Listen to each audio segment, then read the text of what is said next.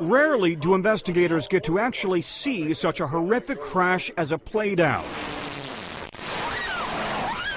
11 people died, including the pilot, and more than 64 were injured in the 2011 Reno air race crash.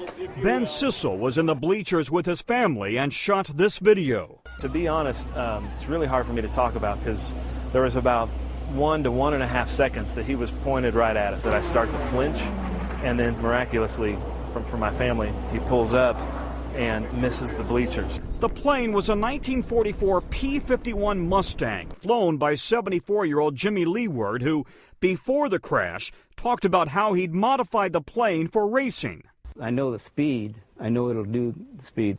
The systems aren't proven yet. We think they're going to be okay.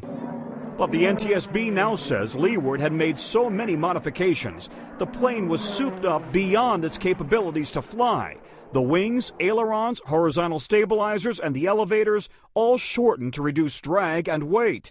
And Leeward had failed to tell the FAA of all the modifications as required. On one document, he'd even misstated his age. Today, NTSB board members said Leeward was playing Russian roulette. But when you get it out there on a race course where there are literally thousands and thousands of spectators, you're not just endangering your own life, you're endangering theirs as well.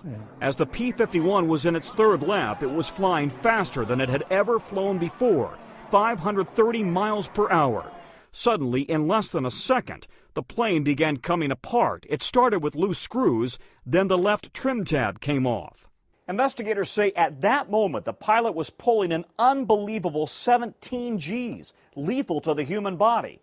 The photographic evidence suggests the pilot Leeward was slumped over in the cockpit, having already blacked out. The plane came down just short of the stands, showering thousands of spectators in deadly shrapnel. Based on NTSB recommendations, race organizers have made changes to improve safety at this year's race.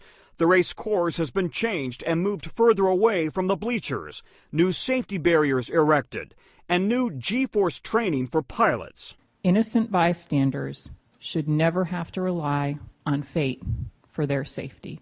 The nation's premier air race under close scrutiny after a pilot pushed his plane beyond its limits, costing his life and the lives of 10 spectators. Tom Costello, NBC News, Washington.